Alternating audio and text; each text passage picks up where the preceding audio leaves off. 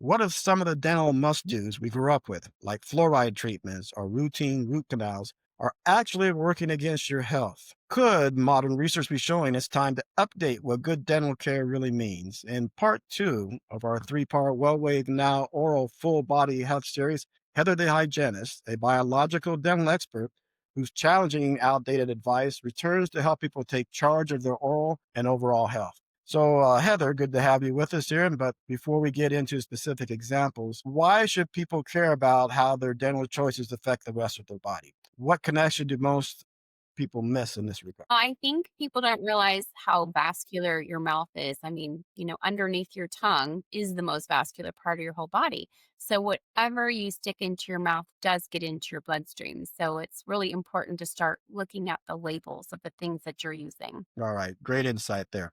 So now I want to remind people that you're watching and listening to WellWave Now, and that's where timeless wisdom meets modern insight to help you live better and hopefully do so for longer. Yeah, so fun to have you back, Heather. I always learn so much from you when you're on, and so welcome again to the Well Wave Now podcast. Most of us have trusted dental care to be a kind of a settled science, right? That there isn't any groundbreaking new technologies that have come out. Fluoride is supposed to strengthen your teeth, and fillings fix cavities, and root canals save smiles, right? But more recent research shows that these might be some outdated science, right? So we want to get into, five areas that we want to re-examine today. And fluoride exposure, the amalgamate fillings, aren't those the silver fillings, right? That now dentists are trying to get replaced. Root They're canals, called silver. Yeah. what's that? I said they're called silver, but they really are mercury. Okay. Oh, yeah. Okay. Everyone's really into the, white, bright teeth. So aggressive whitening and polishing of the teeth. And then you've mentioned this before, and we'll get into it a little later, the antibacterial mouth rinses or the really strong alcohol based mouth rinses and what that could be doing. So, Heather, let's look at some of the modern changes then. And I remember those five areas that we've identified as being areas to maybe reevaluate.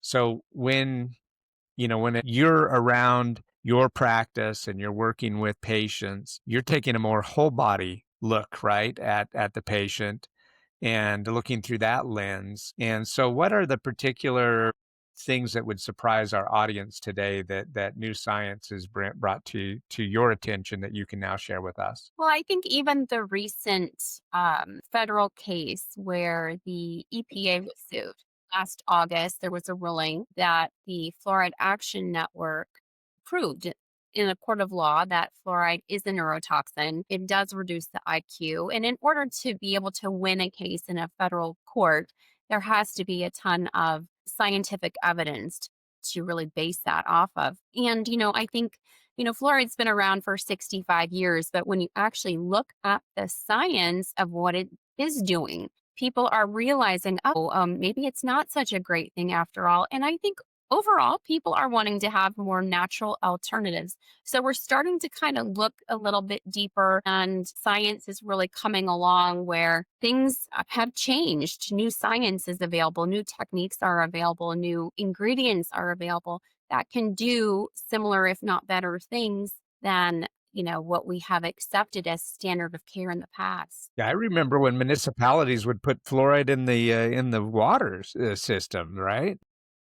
I think it's Right. still Yes. going on, right? So, Well, so that's is it what so? the whole argument was about, and why the Fluoride Action Network proved their case and is trying to get fluoride out of the water because it is a neurotoxin. I mean, who wants to have a child with a reduced IQ if you can completely eliminate that? It's Yeah. unnecessary. So, Heather, is it fluoride the one that surprises you most with that is still being touted and implemented, or of those five, which of the ones really surprises you the most that people are still doing, and why is that? Well, I mean, fluoride, yes, but when you also consider root canals, because this is the only medical field where it's accepted to leave something dead in the body. If you had a dead part of your colon died, you could die. I mean, they cut that out. Any part of your body that dies, that tissue needs to be removed. Why is it accepted still as standard of care to leave something dead inside your mouth? I mean, you're removing the nerve, you're removing the blood supply, and you're sealing that into your jawbone. In 100% of the cases of root canals, despite technological advances, there's still endotoxins available in that area. So that's getting Now into, remember, like we said, I think we said this last time. Remember, I'm just a country boy from central Nebraska. Things like endotoxins, I don't understand. So what the heck? yeah, What's an it's endotoxin? bacteria. Okay. It's bacteria. Bacteria is stuck inside of that dead tooth. So why is that still an accepted standard of care? And I can tell you why, because there's a complete, a field, a medical field that is geared towards that. So you're never going to get rid of that. But I'm hoping that people will start to question the practice and start to look at whole body consequences when you do leave something dead inside your body and realize that you have other options. You don't That's not your only option, The you other know? option besides the root Well, canal. hold on. That's what we want. I think that one we can go into that one, but we really want to kind of just peel the onion back layer by layer here, and I think that's what we want to get into next in all these areas. So I think you've really kind of pointed out that full body impact. And so now let's and you pointed out with that one exactly what's kind of happens when you do the root canal and do that. Yeah, I'm glad you edified me and that endotoxins, bacteria, and what that does. So let's really kind of work on going down each one of those five and unpacking them a little bit about what's really happening in each one of them. So you took it through fluoride, challenge with that. You've talked a little bit then about about the root canal. So so let's go next to the amalgam fillings. What's really happening there, and what's the impact of those, Heather? Thankfully, mainstream dentistry, for the most part, has not continued the practice of mercury, although there are some that do. But they call it a silver filling, but by weight, it's 52% mercury. So whenever you're eating or drinking something hot, cold, that is going to expand and contract in your tooth. And over time, will cause cracks. And you're releasing mercury vapors when that happens. So being how close it is to your brain, it's not healthy to have mercury that close to your brain. And they've known this. This isn't anything new. They knew it back on the 8s, but it was poor man's gold because gold was too expensive. So they looked for a cheaper material. And that's what they ended up going with. But, you know, Is there a high level of and I'll ask you a follow-up question on this. Is there a high level of mercury content in the in each filling in 52%, there? Yes, 52%. but is that 52%? Well, I guess I'll ask content a different way. Quantity is so a little bit of quinine is good, but tons of it may not be, right? How much is in each one? Well, I mean, as I said, it's mainly a mercury filling. So, mercury is one of the most toxic substances known to man. So, are you comfortable with putting one of the most toxic substances known to man so close to your brain? I mean, every time you eat, you drink, the vapors are being eliminated. And then, if you have something that has hydrogen peroxide in it, the hydrogen peroxide actually leaches that mercury right into your bloodstream. So, it's not safe to have. And if you actually look at the neurological complications from mercury, it's very interesting because so many people, when they're having health issues, don't even consider maybe my mouth is the culprit as to why I'm having some of these Yeah. issues and, need to be kind of looking, is it maybe a root canal that I have? Is it a mercury filling? So Okay, start asking questions. let's stay on the mercury filling Yeah. here for this, but for a second. So I think I still have some left in my mouth. I just switched dentists, and Well, that one ex dentist was on the path saying, take them, take them out. The other dentist is on the path when I met with her said, no, don't. If they start to crack and that expansion and cracking some cracks, then then we'll address it then. So what's your view on that, Heather? Should they? You recommend that people go and get them taken out, or you wait till they cause a problem? And and then do it. Well, I would never recommend getting it removed at a general dentist office because when they drill it out, you're going to be exposed to a massive amount right there with just the vapor.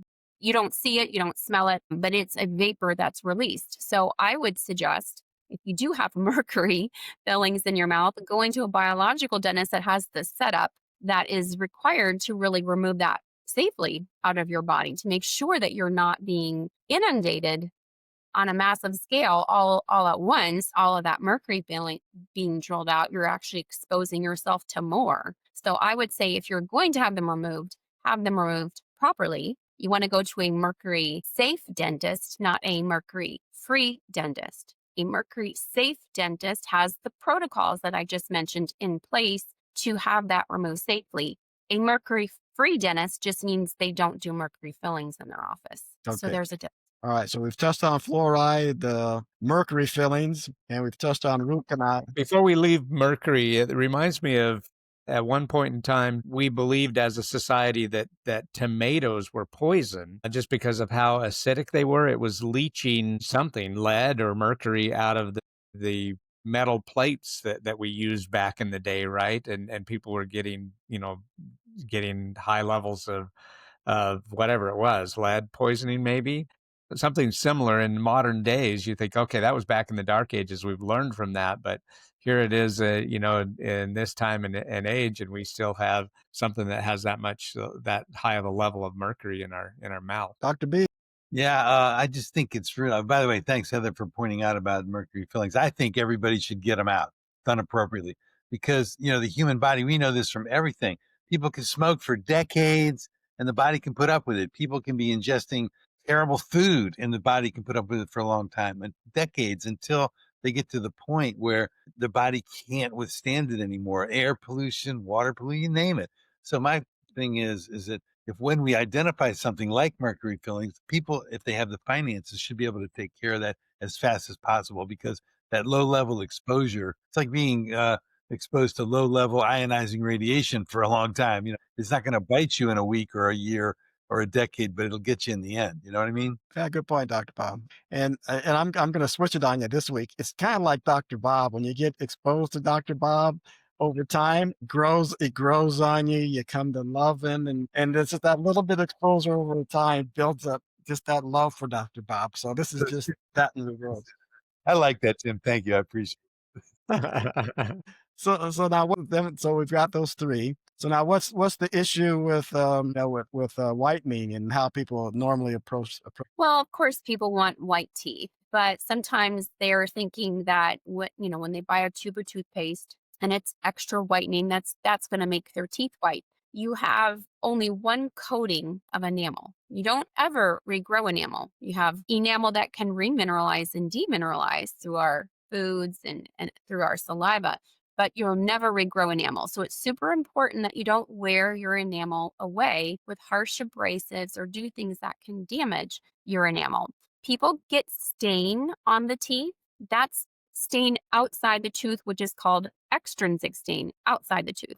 But to whiten the tooth, you need to whiten the tooth from the inside out or intrinsic. So you've got things that you can order on Amazon now that are a gel and a light, and you can try to whiten your teeth that way. That's fine. Just don't overdo it. Don't use a lot of hydrogen peroxide because too much really can damage the cells in your teeth and create sensitivity. So I would say do in moderation, but don't use toothpaste that's so super abrasive. And the way that they rank toothpaste is on a scale. It's called the RDA scale of abrasiveness. So anything over a 70 is kind of considered abrasive for your teeth. You want to try and underneath a 7. So where do you find that rating? Is it on the toothpaste itself, or does it have to be Mine there? is. I put my RDA value on toothpaste. But no, you actually have to go look it up. And you can Google RDA toothpaste chart of abrasiveness and see where yours ranks. It's, a lot of times even Sensodyne is between a 72 and a 79. Some of your whitening toothpaste can be 150. That's extremely abrasive. So I don't recommend things that long term can really damage your enamel because, like I said, you only have one coating. Now, baking soda is the most Well, mild. hold on. I know where you and Dr. Bob always want to go into these alternatives. We're not I was quite going to there ask the yet. question. I was going to ask that Yeah, question. and so if Bob, if it's not, so what we're gonna do, what we'll do here, and Bob, I can have you enable you to ask your question. We don't let Bob do anything; we enable him. But before we get into alternatives, we want to go into that. We got one last thing left to go into, and that's that the rinses and what they do and their effect on the whole body. So we'll go into that one next. Then we'll get into the alternatives you and Bob want to get into. But Bob, you had a question even before that. No. I just wanted to find out about her view on baking soda. Last time we talked, I was so shocked that baking soda could actually be okay. But we can talk about that when we get Yeah, to. that gets into the alternative. I guess the alternatives. We're gonna go that. I'm being methodical today. I've changed my ways. We're being methodical. I see All right. that. Must be the Yeah, Arizona sunshine. must be. Yeah, that bakes that get that bacon on your head. It just says you got to get from point A to point B. Okay, so Heather, last of our five, the oral rinses and the impact on that on the body. So why do we need to be cautious about that, and what are our considerations we need to think about? Well, they've even come out with research that shows the alcohol-based mouthwashes can cause high blood pressure. And that is the mouth has an oral microbiome. And that just means we have 800 different bacteria, both good and bad, because we have everything starts here. Digestion, we have one tube, it starts here and it goes all the way out, right? So our gut and our mouth are connected. We have a gut biome, we have an oral microbiome. So when you use alcohol, it's disrupting that good biome that you have in your mouth. So it's causing an imbalance, which can make your mouth more dry. It'll make your breath worse. It can cause high blood pressure. So you don't need to be using floor cleaner because that's actually how mouthwash was rebranded. Listerine came out and it was a floor cleaner. So that's really where all of your mouthwash came from. And then Yeah, they rebranded it. So I had a you don't need to do something so strong and abrasive and think that it's actually helping you. It can do more harm than good. I like to eat off my floor when things drop on it, like my father said. But wait a minute, and that's as crazy of a statement as saying that a diabetes medication can help you lose weight. I mean, that's just weird, right? But yeah, it was like my dad used to say as an old army guy who had to be out in the field a lot, and food used to take all kinds of things. If food found on the floor, he'd say, "Tim, that didn't fall, it just stumbled, and I'm okay with it." So, maybe I like a little list, I won't name it by brand, don't wanna get us kicked off here. If it's good enough for my floor, Heather, maybe that'd be good enough for for my mouth. I don't know. Your floor is not a living tissue. That's all I'm going to say. There you go, Bob, there you go. Alright, so I lied before we get into alternatives. I wanna, ask you one other question, and that is, some of these things people can make a little decision on their own, but other ones they've got to have a conversation with their oral care provider. So what's the right way to have these conversations with the current provider? How would you recommend people go about having that conversation? Well, I'm always going to tell people to be your own health advocate because if you go just to any dentist, they're going to promote fluoride. They're going to say Listerine is great. It's in every dental office practically. So this is where you need to step up and take the initiative and stop just listening to someone in a white coat and do your own research on stuff because it's not something that is standard of care is different than, looking into things yourself. So I would just really encourage people do your own research on things, become informed, ask better questions, get the right provider. I think too many times people are wanting their in-network dental provider, but that's not necessarily what's going to be best for you. So it actually can cost you more money in the long run if you get the right provider, someone who might be out of network, who might be a holistic dentist. They're going to be looking at your whole body, not just this compartment. And it can save you money down the long road by making better decisions for your care long term. And hopefully people will start taking it more seriously. Yeah, that's great advice. And when we look at what some of the alternatives, which we can get into now to better protect us, I think about when whenever I went to the dentist, I always had very sensitive teeth. And I remember the dentist back when I was growing up would put a little varnish on Mhm. my teeth to help with the sensitivity. Was that fluoride varnish that they were putting on there to okay, so now I've got to know what is a good alternative to that fluoride varnish then for sensitivity. So, arginine is a natural alternative to your varnishes. And arginine is not like a potassium nitrate, which you find in your sensitive toothpaste brands commercially. That is only like a temporary fix, whereas arginine, and there's clinical research on this, arginine is a really great way to permanently help with sensitivity. And the whole reason I came up with my own toothpaste is because of my extreme sensitivity. Even when I would breathe air in, it was like, oh my gosh, my teeth are so sensitive. And I had used Sensodyne and everything myself, but I hated the taste. I just didn't feel like it really was effective. So that was kind of what led me to create something that actually worked for me.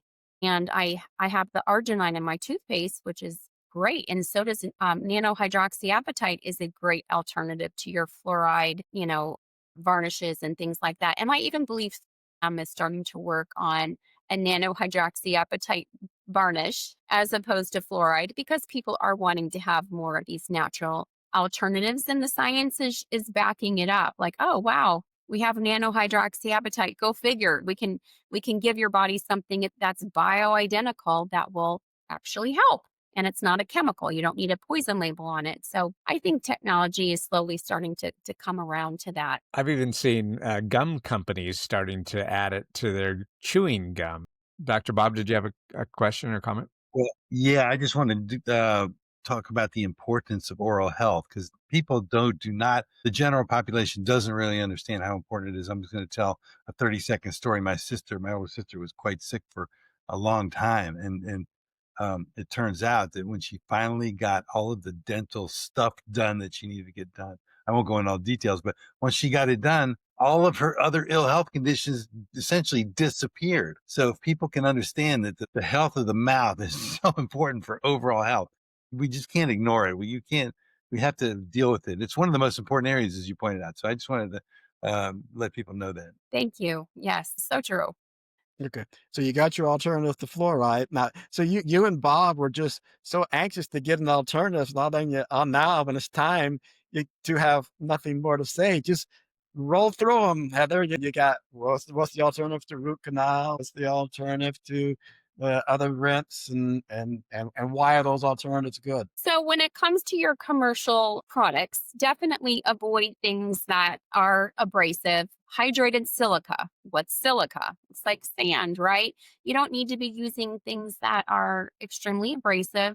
Baking soda is safe. It's only a 7 on the scale of abrasiveness. So, it is not going to harm your teeth. It's great if you want to just help with a little extra staining.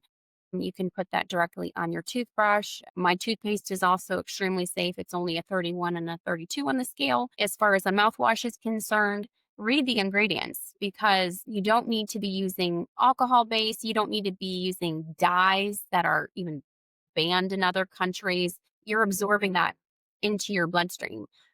Look for things that have xylitol in it. Xylitol is great for supporting the good bacteria in your mouth.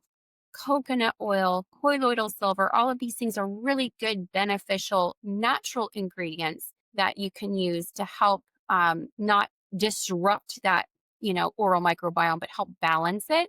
When it comes to root canals, there is no safe way to do it. I would say have the tooth extracted. You can do a ceramic implant. You can do a Maryland bridge, which is something probably a holistic dentist would do. It's a very simple procedure where it only replaces the single tooth and it glues a little piece on the tooth next to it. So it may not work all the time. It might fall out on you, but that is a way to help prevent a bridge, which you'd have to cut on each tooth. So it's very conservative, a Maryland bridge. You could do, pretty much I would say it, a ceramic implant or a Maryland bridge or a normal bridge. Then again, you're having to cut on each side of the tooth. So you have to weigh your options, see what's going on, but you don't have to do the root canal. I would say if you're in a situation where you have a toothache and you're in pain, I would have the tooth extracted, have it extracted by a biological dentist, and then have a ceramic implant. I am a ceramic proponent because when you're sticking titanium into your jawbone, you're releasing it. And they're even finding this with your joint replacements, the titanium, how that's really creating some problems inside of people. So ceramic is a more natural solution to that. So that's why I like ceramic implants. Pretty much we do composite fillings instead of mercury now. Most dentists do that unless you live in a different area and you have maybe a GMO plan. It's always important to ask what materials they're using on you. But, I And wrote in a that book. in that light, that composite filling is a composite of what, Heather? I'm sorry, could you repeat that? The composite filling is a composite of what? It's called a composite filling. It's a white filling. It's just called composite. That's what it What so is. what's the material in that one? It's more of like a kind of like you have a glass ionomer, which is more of, I want to say plastic, or I'm not even exactly sure But what it's the actual material is, but it's the called key is composite. it's inert though. That's the key. It's inert, Yeah. right? Yeah. Okay. It's It not doesn't cause metal. and it doesn't cause any reactivity Yeah. by from the immune system, things like that. Right. Exactly. It's just a white filling, and that's what they typically use in dentistry now. They don't, for the most part, don't do mercury fillings I anymore. always told my kids it was the same thing they make toilet seats out of, that's what's going in their mouth. But hey, this segment of what to do instead is so beneficial. I hope everyone is paying attention to this and go back and listen to the replay. But we should also, thank our sponsor for this segment as well before we go into the other details that we want to about what would be better than what we're currently having, or what are the right questions to ask when you go to dentist, or if you're choosing a dentist. If you're new in town, like Tim Daniels, and he needs to find the proper dentist for he and his family, then you may want to know what those right questions are to ask. But first, a word from our sponsor. If you're tired of painful injections and expensive prescriptions, but you want to lose some weight, how about lose it an all-natural way without the hassle? So introducing Brain IQ Fast Melts, the revolutionary way to shed pounds easily. It's less than 1/4 of what the cost of traditional GLP prescriptions are. You can lose up to 28 pounds in just 10 weeks with no side effects. Of course, the leading prescriptions have side effects, and they can take up to 40 weeks for a similar result. Outperform the leading GLP-1 prescriptions, lose more weight in less time. Say hello to faster, safer, smarter way to reach your weight goals. Now, don't wait. Choose Brain IQ Fast Melts and start transforming your body today. Available now because your journey to a healthier, happier life starts here. We'll leave a link in the show notes for you. So the white fillings that we were talking about, what's a politically correct way to check with your dentist to make sure that they're up to speed on the latest and greatest technology for your mouth? Well, as I mentioned prior, find a mercury safe dentist, and you can Google a holistic or a biological dentist near you. If there is not one even remotely close, you could always ask for a referral from your neighbor or close friend. I always like referrals, but don't go to these clinics. Just completely stay away from any kind of an HMO plan or these clinics that take your insurance and are in network. I'm telling you, I've seen too many times where they just don't make money. So they have to be creative in finding ways to make money. And it's going to cost you more money in the long run and possibly your health. So if you have a provider that's more in line with a holistic viewpoint, I think you're going to save money in the long term and have a better outcome. So don't just go with who is an in network provider. Look for someone that has the Mercury Safe protocol or is more on board with a holistic viewpoint. When someone like, maybe personally myself has had a root canal, do we worry about that? Is there something that we should go in and do, or just let it run its course if you've already put a crown on top of an existing, root system, but have had the nerves taken out and everything? Is that something that I should be concerned about and want to get completely replaced at some point? Absolutely. I would say if a root canal can last you 8 years, it's considered successful by the Endodontics Association.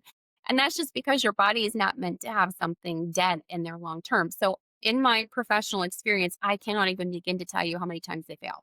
And what's going to happen when that fails? You're going to need to have it pulled and get an implant. So what's a failure? What are the symptoms of failure? I've had a root canal I had a root canal for 40 years. What Yeah, they am get I reinfected. demonstrating the symptoms to you guys right now? What are the symptoms? Well, they can become reinfected, or sometimes they're a ticking time bomb and you may not realize it because there's no nerve. You're not going to necessarily feel anything. So you could always go and get like a cone beam of the area and see if there is some infection, because when you take a regular x-ray, it's a 2D image. But when you have like a cone beam, it's way more diagnostic as to seeing, like, oh goodness, is there still some infection in there? And that's what happened honestly with my husband, is it looked fine on an x-ray. He had no symptoms other than his lymph gland kept blowing up directly underneath the tooth. And that's kind of what led us down to, this whole path of finding out that root canals were toxic. So if you're somebody that's really wanting to remove all things, that could potentially be a problem, I would definitely seek out a holistic biological dentist and go through the protocols of having that removed. But Did you it's important to look at that. what did you say? Cone beam? Is that what you said? A cone beam, Mm. CONE.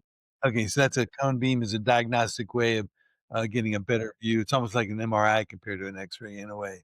You get a Yeah, if better, you just took a regular X-ray of it, and probably look fine.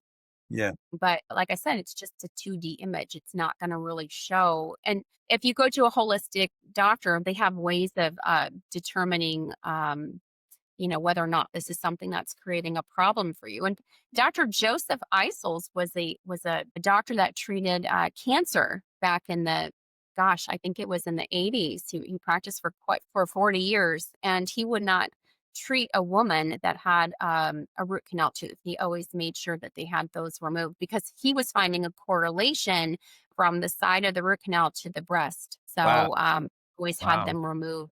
Yeah. Yeah, that's Is wild. there a good alternative to just saving the tooth rather than the root canal? I mean, you've given the extreme side of that is just have it pulled and then put an implant in or do a bridge. But is there new technology to actually save that tooth that may be It's a great angry? question. So if it's infected, then no.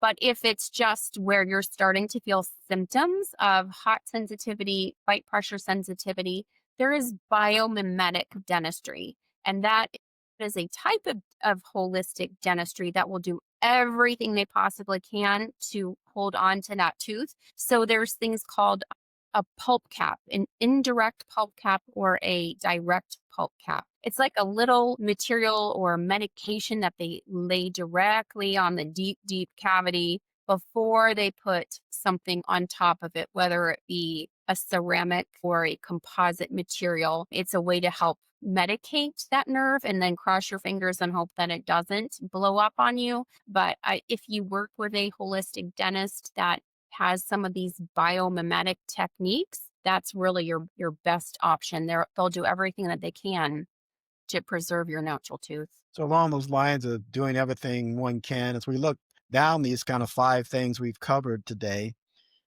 um, how would you prioritize them for people's health? What order should they take action on them on, and that things of that nature? Well, everyone can go into their bathroom and start ditching the commercial crap that they have, right? And just make a switch to a natural product, right? I mean, that's a very simple thing. I don't want to overwhelm people. Make one small change at a time. Start somewhere. Start with removing those, toxic commercial products that you're using that have a poison label on it. So start there. If you're someone that's already dealing with an autoimmune issue, you're having health issues, you're going to doctors, you're not like getting answers, you're chronically tired, brain fog, all of these things, start looking in the mouth. Go to someone, even if that means you have to get on an airplane or drive a few hours. Find the right provider, someone who's going to consider what's happening here and not just dismiss it as, for whatever reason, if it's in your mouth, you need to see a dentist. But if you're having all of these autoimmune issues, you need to see a medical doctor. So we need to start looking here. If you're having problems, start investigating if your mouth is the source and do what you can as finances allow. Okay, great advice. And then along these commercial products, the floss is commercial. And I'm going to pop a question on you here. And my newest dentist thought I was lying, so I had to give an explanation. She said, "How often do you floss?" I said, "I floss twice."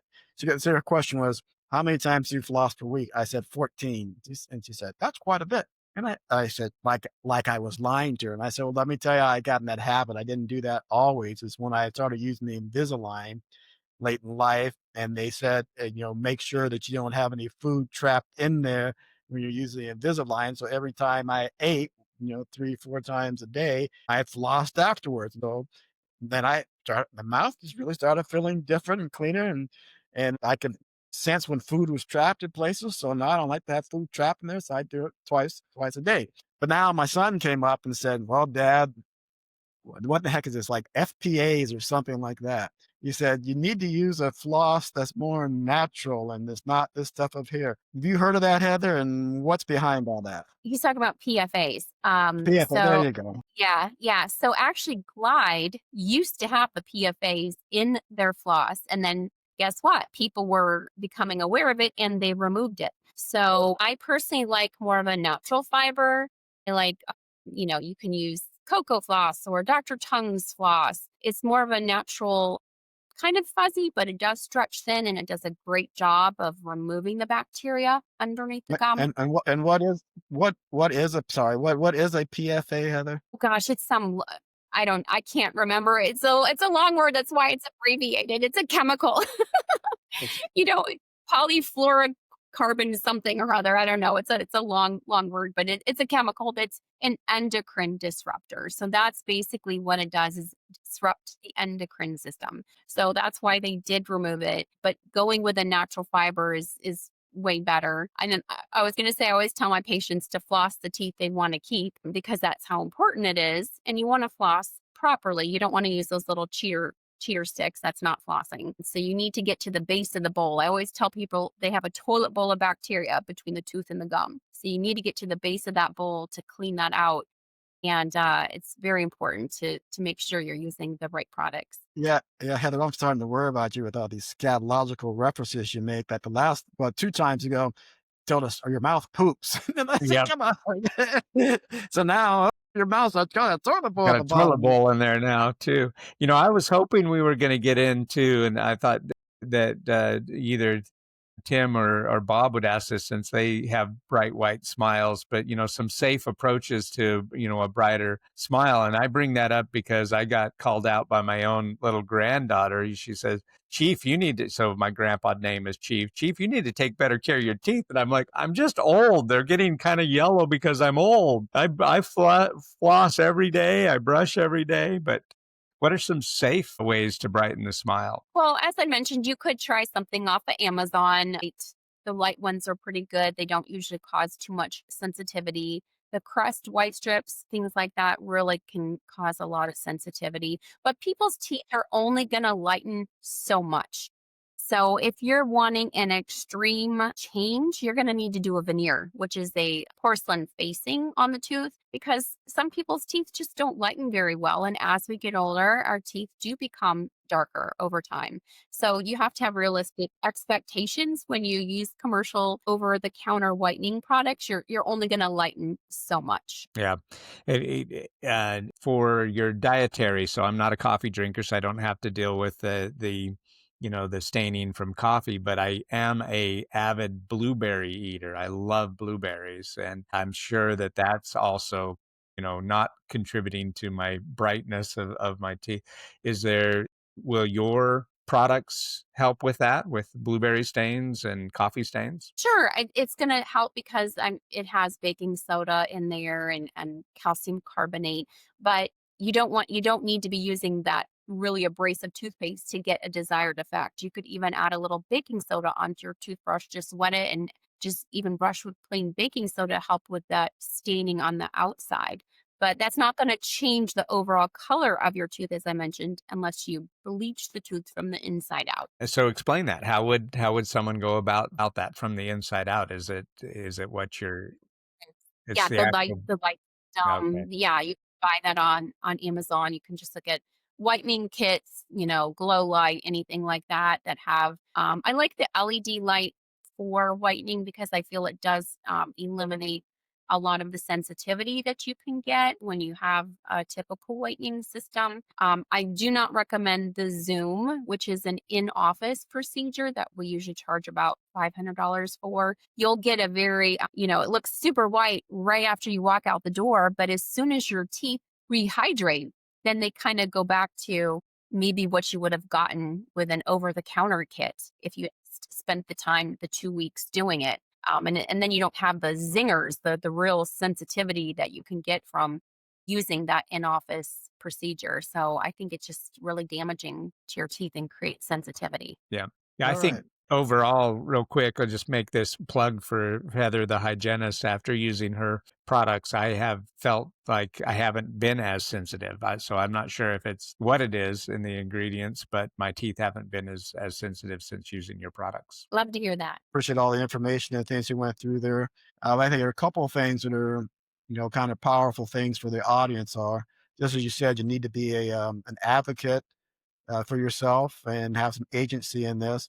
And is make sure you don't fear the dentist and be part of the process and look at all the products and materials because of all the impact you've showed us it could have on your body. So I want people to think back to those 5 areas we covered today.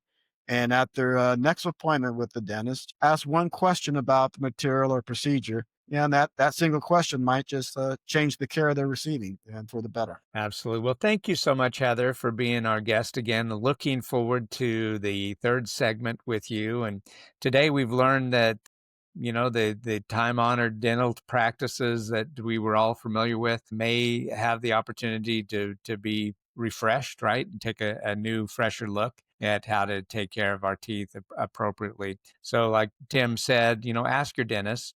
Make sure that the materials that are being used are the ones that we've discussed today. Small questions can lead to great outcomes for you. So looking forward again, like I said, next time, the part 3, we're going to get into the microbiome and that connection with your mouth and the rest of your body. Ask all of our listeners, please subscribe to the Wellness Wave Club YouTube channel. And please join us also at our Facebook community where you can connect with Heather.